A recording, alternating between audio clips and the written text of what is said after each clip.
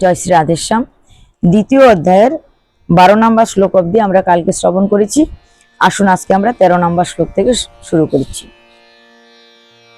সূক্ষ্ম দেহের কথা আমরা আলোচনা করেছিলাম। এই সূক্ষ্ম দেহটা কি, সূক্ষ্ম দেহটা কোথায় যায়, কোথায় থাকে, কোথায় ভ্রমণ করে, কি তার পরিচয়, এই সম্পর্কে আমরা একটুখানি কালকে শ্রবণ করেছি। তো তারপর থেকে শ্রবণ করে আসুন। মানুষের দেহে শৈশব, যৌবন ও বার্ধক্য যেভাবে আসে, মৃত্যু ঠিক সেভাবে আসে। জ্ঞানী ব্যক্তি তাতে শোক করেন না। আমরা তো একসময় ছোট ছিলাম, ধীরে ধীরে বড় হয়েছে, আরো বড় হবো, আরো বড় হবো, একসময় বৃদ্ধ হব, তারপর আমরা বলো হরি হরি বল করে চলে যাব। তাই এখানে বলছেন জ্ঞানী ব্যক্তি এর জন্য শোক করেন না, কারণ এটা স্বাভাবিক, হওয়ারই আছে, হবেই। প্রত্যেকের বেলা একই নিয়ম। শীত উষ্ণ সুখ দুঃখ প্রভৃতি বিষয়জনিত অনিত্য এর আসে যায়। হে অর্জুন, তুমি এটা সহ্য করো। শীত আসলে এটা জানবেন যে কিছুদিন পরেই শীতটা চলে যাবে, আর কি আসবে? বসন্ত ঋতু আসবে। আরো সুন্দর কিছু অপেক্ষা করছে। বসন্ত ঋতু খুব সুন্দর ঋতু, কিন্তু চিরস্থায়ী নয়। কিছুদিন পরে দেখবে ভীষণ গরম আসছে, তা আবার আনন্দদায়ক। আম কাঁঠাল পাকবে, কত রকম ফল পাওয়া যাবে, লিচু কমলা লেবু, কত কত কিছু ফল পাওয়া যাবে। এই সমস্ত কিছু ফল খেতে ভালোও লাগবে, গোবিন্দকে দিতে ভালো লাগবে, কিন্তু এই সুখ চিরস্থায়ী নয়। কিছুদিন পরে দেখবে গরমটা চলে গেল, আম কাঁঠাল শেষ হয়ে গেল, লিচু শেষ হয়ে গেল, কি আসলো? ঘোরতর বর্ষা। খুব বর্ষাকাল আসলো, চারিদিকে কদমাক্ত, কোথায় বেরোনো যাচ্ছে না। পাঠের আসরে যাব, কীর্তনে যাব, খুব বৃষ্টি হচ্ছে, কি করে যাবে? চলে আসলো বর্ষা। অপেক্ষা, কতদিনে বর্ষা যাবে, এই বৃষ্টির জন্য কোথাও যেতে পারছি না। কিন্তু সেও চিরস্থায়ী নয়। 2 মাস পর চলে গেল বর্ষা, 2 মাস 3 মাস পর সে বর্ষাটাও চলে যাবে। আর তারপরে কি আসবে? শরৎকাল আসবে, আকাশে মেঘের ভেলা ভেসে বেড়াবে, কিন্তু তাও চিরস্থায়ী নয়। তারপরে তার পরবর্তী ঋতুটা আসবে, শীতকাল আসবে। এইভাবে চক্র ঘুরতেই থাকে। গ্রীষ্ম, বর্ষা, শরৎ, হেমন্ত, শীত, বসন্ত, 6টা ঋতু চক্র আকারে ঘুরতেই থাকে, ঘুরতেই থাকে, ঘুরতেই থাকে। তাই এইখানেও বলছে শীত উষ্ণ সুখ দুঃখ, আমাদের জীবনে সুখ এবং দুঃখটা আসে যায়, আসে যায়, এগুলো আমাদেরকে সহ্য করতে হয়। তাই বলছে অর্জুন, তুমিও সহ্য করো। যে ব্যক্তি এ সকলে বিচলিত হন না, তিনি মোক্ষ লাভ করতে পারেন। সদ্বস্তু, অসৎ বস্তু স্থায়ী হয় না, স্থায়ী বস্তু বিনষ্ট হয় না। জ্ঞানী ব্যক্তি এই তত্ত্ব অবগত আছেন। তাহলে সৎ বস্তু আর অসৎ বস্তুর কথা বলা হচ্ছে। সৎ বস্তু কোনটা আর অসৎ বস্তু কোনটা? কোনটা স্থায়ী, কোনটা অস্থায়ী?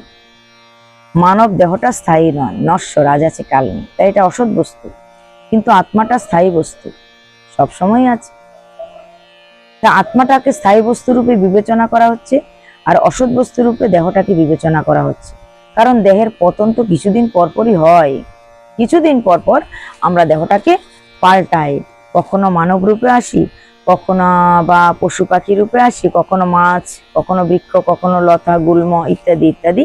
কত রকম ভাবে আজ আমরা এই জীব জগতের বিভিন্ন জনিতে ভ্রমণ করি, সে তো ভগবান ছাড়া আর কেউ জানে না। তাই সদ্বস্তু হচ্ছে আমাদের আত্মাটা, সেটা সবসময় আছে, একই রকম থাকবে, অনন্তকাল ধরে চলে আসছে। আর অসৎ বস্তু আমাদের দেহটা, সেটা কিছুদিন পর পর নষ্ট হয়ে যায়। জ্ঞানী ব্যক্তি এই তত্ত্ব অবগত আছেন। আত্মা অবিনাশী ও সর্বব্যাপী, কেহই আর বিনাশ করিতে পারে না। অর্জুনকে বলছেন ভগবান শ্রীকৃষ্ণ এই সমস্ত কথা। আত্মা তো অবিনাশী, কে বিনাশ করবে? কেউ পারবে না বিনাশ করতে। তুমি কি করে পারবে বিনাশ করতে? তোমার কি বা ক্ষমতা আছে? তাই অর্জুন আত্মা অবিনাশী, সর্বব্যাপী, সব জায়গায় যাওয়ার ক্ষমতা রাখে, সব জায়গায় সে আত্মা ভ্রমণ করতে পারে। তাই কেহ ইহার বিনাশ করতে পারে না, কেউ পারবে না আর বিনাশ করতে। দেহ অনিত্য কিন্তু আত্মা নিত্য। হে অর্জুন, ইহা স্মরণ রাখিয়া তুমি যুদ্ধ করো। দেহ তো অনিত্য, কিন্তু আত্মা তো নিত্য। মরে যাওয়ার পরেও তো সে সূক্ষ্ম দেহ, আত্মাটা থাকে। জন্মগ্রহণ করার আগেও থাকে, জন্মগ্রহণ করার পরেও সারা জীবন থাকে, মৃত্যু হয়ে যাওয়ার পরেও আবার থাকে। তাই এই সূক্ষ্ম দেহকে তুমি কখনোই নষ্ট করতে পারবে না। তাই কি বলছে, দেহটা অনিত্য কিন্তু আত্মা নিত্য, হে অর্জুন ইহা স্মরণ রাখিয়া তুমি যুদ্ধ করো। যে ব্যক্তি বলে যে আত্মহত্যা করেন কিংবা হত হন, আত্মা যে সর্বব্যাপী সে তা জানে না। আত্মার জন্ম নাই, মৃত্যু নাই, ক্ষয় না, বৃদ্ধি নাই। শরীর নষ্ট হইলেও আত্মা নষ্ট হয় না। শরীরটা নষ্ট হতে পারে কিন্তু আত্মা নষ্ট হয় না। যে ব্যক্তি আত্মাকে অবিনাশী বলিয়া জানেন, সেই ব্যক্তি কাহকে হত্যা করিতে বা করাইতে পারেন না। মানুষ যেরকম জীর্ণ বস্ত্র ত্যাগ করিয়া নতুন বস্ত্র পরিধান করে, আত্মাও সেরূপ জীর্ণ শরীর ত্যাগ করিয়া নতুন শরীর গ্রহণ করে। খুব সুন্দর কথা এখানে বলছেন।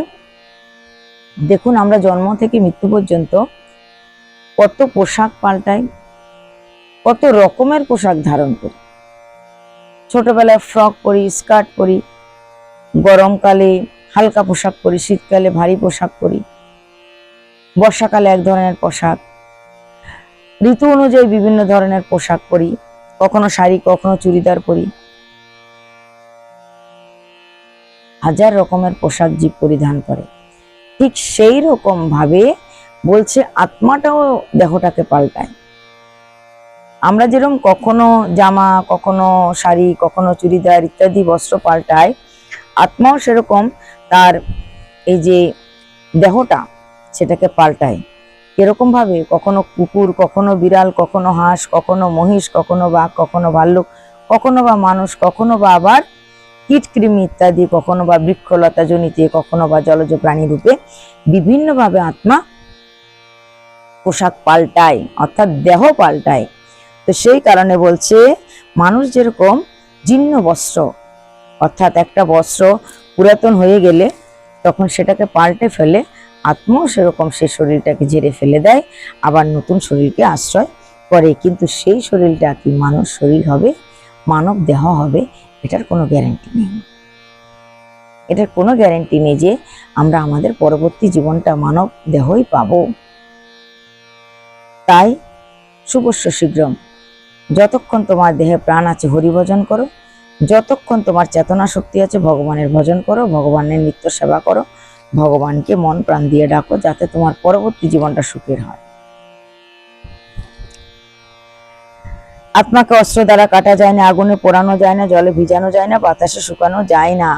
আত্মা কখনো ছিন্ন, দগ্ধ, শুষ্ক হয় না। আত্মা সর্বব্যাপী, স্থির, অচল, সনাতন। অতএব অব্যক্ত, অচিত্ত, নির্বিকার আত্মার জন্য তোমার শোক করা উচিত নয়। ভগবান বলছেন অর্জুনকে, এই নির্বিকার, অচিত্ত, নিত্য, নির্বিকার এই যে আত্মা, তার জন্য তুমি শোক করো না, উচিত নয় তোমার শোক করা, তুমি যুদ্ধ করো। এইভাবে অর্জুনকে বুঝাচ্ছেন। আর যদি তুমি মনে করো যে আত্মা দেহের সঙ্গে জন্মে, দেহের সঙ্গে নষ্ট হয়ে যায়, তবু তোমার তাতে শোক করা উচিত নয়, কেননা জন্মের পর মৃত্যু, মৃত্যুর পর জন্ম অবশ্যই হবে। এতে শোক কিসের? ইহাতে শোক করা উচিত নয়। ইহা জানিয়া তুমি শোক না করেও তুমি যুদ্ধ করো। এইভাবে অর্জুনকে ভালো মতো বুঝাচ্ছেন, শিক্ষা দীক্ষা দিচ্ছেন ভগবান শ্রীকৃষ্ণ। জীবগণ জন্মের পূর্বে অপ্রকাশিত, জন্মের পর প্রকাশিত, বিনাশে আবার অপ্রকাশিত, তাতে শোক কিসের? এখানে পরিষ্কার লিখে দিচ্ছে 28 নম্বর শ্লোকে, জন্মের আগে আমরা ছিলাম কিন্তু অপ্রকাশিত, মানে কেউ আমাদেরকে দেখতে পায়নি। জন্মের পর আমরা প্রকাশিত, অর্থাৎ সবাই আমাদেরকে দেখতে পাচ্ছে।